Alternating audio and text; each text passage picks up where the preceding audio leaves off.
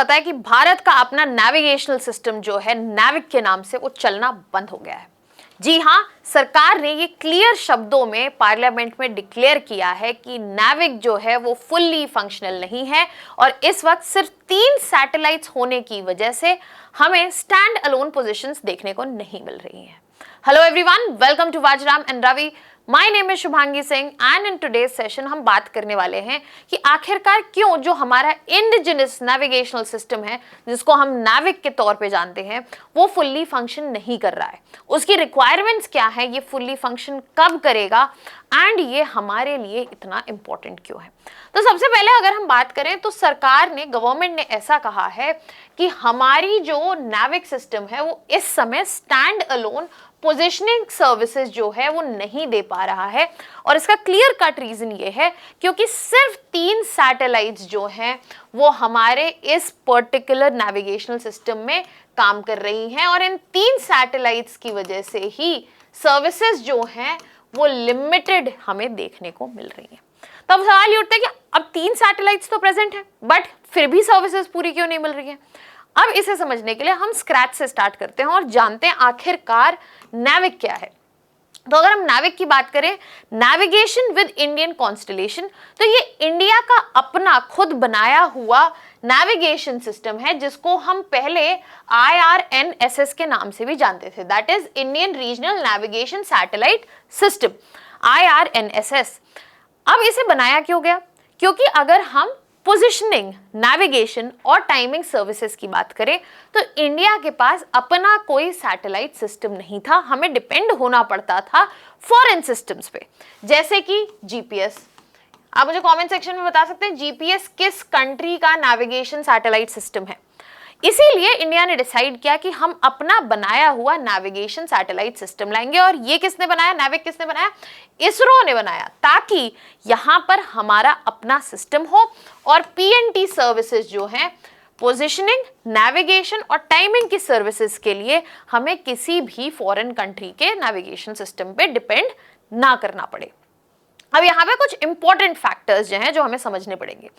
ये जो सिस्टम बनाया गया था इसमें मल्टीपल सैटेलाइट्स जो थी वो प्रेजेंट होनी थी। एज ऑफ नाउ इस सिस्टम की सिर्फ 3 सैटेलाइट्स जो हैं वो ऑर्बिट में है। वो 3 सैटेलाइट्स कौन सी हैं?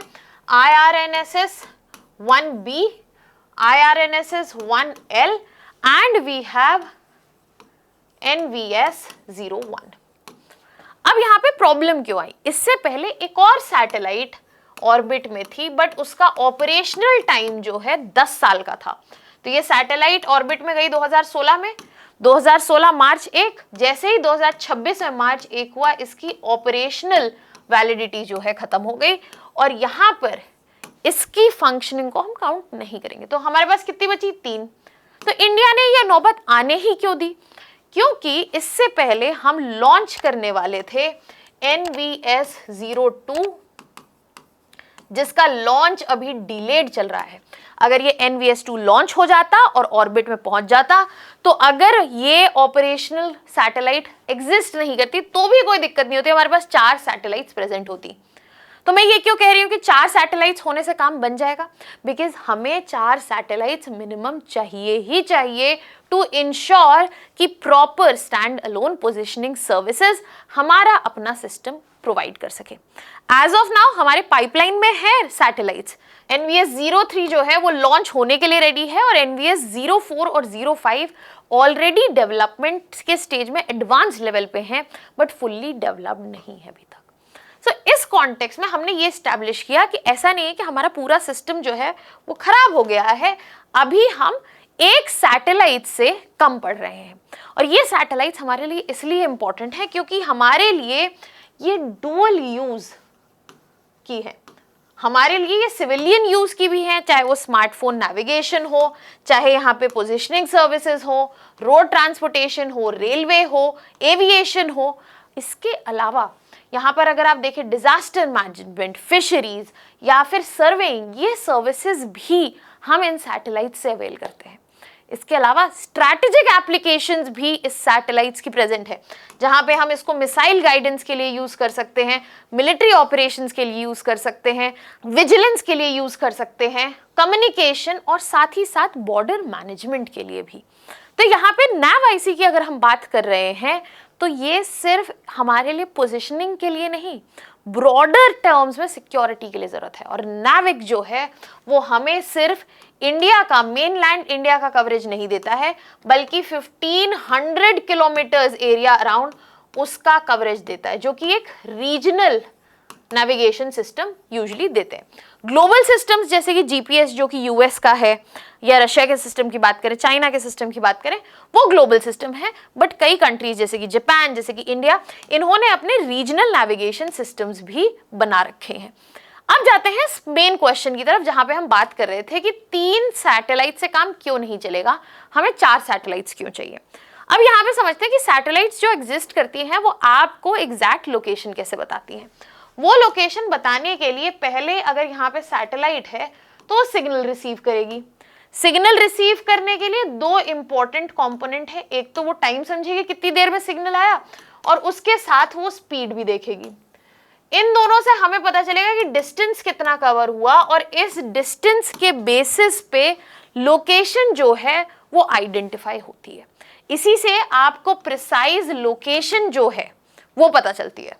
अब ये तो सिंप्लीफाइड पार्ट है, बट अगर हम यही चीज समझने की कोशिश करें तो अगर डिस्टेंस हमें मिल रहा है तो डिस्टेंस तो इस पर्टिकुलर एरिया में कहीं भी हो सकता है। 5 किलोमीटर की अगर मैं बात करूं तो ये किसी भी साइड हो सकते हैं 5 किलोमीटर। To understand this better, precise location निकालने के लिए यहाँ पे 4 इंपॉर्टेंट कंपोनेंट्स हैं जिससे हम इंश्योर कर सकते हैं कि हमें एग्जैक्ट लोकेशन मिले। वो कंपोनेंट्स कौन से? लॉन्गिट्यूड है, लैटिट्यूड है, ऑल्टीट्यूड है, और चौथा है हमारा टाइम। बट टाइम एग्जैक्ट नहीं है। सैटेलाइट्स में 1 माइक्रोसेकंड का फर्क जो है वो लगभग 300 मीटर की दूरी जो है क्रिएट कर सकता है। सो यहाँ पे टाइम जो है वो एरर वाला पता होना चाहिए कि अगर कोई मार्जिनल एरर है तो उसका भी आइडिया है। अब ये 4 चीजें जो है वो अननोन है, लैटिट्यूड, लॉन्गिट्यूड, ऑल्टीट्यूड और टाइम एरर। हमें सिर्फ डिस्टेंस पता है, तो हमें चाहिए 4, अगर अननोन है हमारे सामने तो हमें चाहिए 4 इक्वेशन। बट हमारे पास तो 3 ही सैटेलाइट्स हैं, तो हमें मिलेंगी 3 इक्वेशन। उससे हम 4 अननोन्स कैसे निकालेंगे? 4 अननोन्स नहीं निकलेंगे तो हमें स्टैंड अलोन पोजीशन जो है वो भी नहीं पता चलेगी।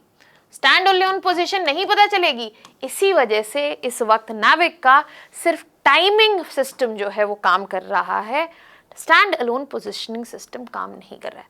द मोमेंट NVS-03 जो है इस कॉन्स्टलेशन को ज्वाइन कर लेगा, ये कॉन्स्टलेशन 4 सैटेलाइट्स इंक्लूड करेगी, ये सर्विसेज जो है फुल फ्लेजेड वापस आ जाएंगी। अब क्वेश्चन यहाँ पे ये है कि NAVIC जो है वो हमारे लिए इतना इंपॉर्टेंट क्यों है। NAVIC आप यहाँ पे समझिए, जैसे कि मैंने बोला कि नेविगेशन विद इंडियन कॉन्स्टलेशन, तो ये एक सिंगल सैटेलाइट नहीं है, ये कॉन्स्टलेशन ऑफ सैटेलाइट है, एक प्रॉपर कोऑर्डिनेटेड नेटवर्क है। एंड सैटेलाइट की वजह से ही हमें यहाँ प्रिसिजन देखने को मिलता है। तो यहाँ पे हम जब अपने नेविगेशन सिस्टम की बात कर रहे थे तो हमें कोऑर्डिनेटेड नेटवर्क की बात कर रहे थे। तो यहाँ पे अचीवमेंट सिर्फ symbolic in terms of indigenous नहीं है, यहाँ पे अचीवमेंट टेक्नोलॉजिकल भी है। इसके अलावा अगर हम यहाँ NAVIC की बात कर रहे हैं तो हमें क्लियरली समझना होगा ये एक ऐसा सिस्टम है कि जो हमें यहाँ पर टेक्नोलॉजिकल सेल्फ रिलायंस इंश्योर करता है कि हम नेशनल सिक्योरिटी रख सके, हमारा navigation, positioning, defence, all of this is coming from this. और यहाँ पे ये इसके साथ साथ प्रिसिशन एग्रीकल्चर की बात करें, या फिर हम यहाँ डिजिटल मूवमेंट की बात करें, या फिर सी मूवमेंट की बात करें, ये सब इंश्योर करता है। And that is why NAVIC का प्रॉपर फंक्शन करना सिर्फ एक सिंबॉलिक इमेज रिलेटेड अचीवमेंट नहीं है, वो एक टेक्नोलॉजिकल आउटपुट रिलेटेड अचीवमेंट है। एंड ये सब बहुत ज़रूरी है कि NAVIC वापस फंक्शनल हो, फुल्ली फंक्शनल हो। अदरवाइज अगर हम आत्मनिर्भरता की बात करते हैं और वो लॉन्ग टर्म और सस्टेनेबल नहीं है तो वो किसी भी यूज़ की नहीं है। सो आत्मनिर्भरता होनी चाहिए तो लॉन्ग टर्म होनी चाहिए, परमानेंट होनी चाहिए, सस्टेनेबल होनी चाहिए। 1 दिन की, 1 साल की, 2 साल की, उससे बात नहीं बनेगी। यहाँ पर लास्ट में I am leaving you with a list of global navigation systems of different countries. यहाँ पे आप इसे देख सकते हैं। मेक श्योर आप इसका स्क्रीनशॉट ले लें। Now the prelims practice question for you, ये रहा आपका प्रीलिम्स प्रैक्टिस क्वेश्चन। इसका आंसर आप मुझे कमेंट सेक्शन में बताइए। That was all from my side. Thank you so much.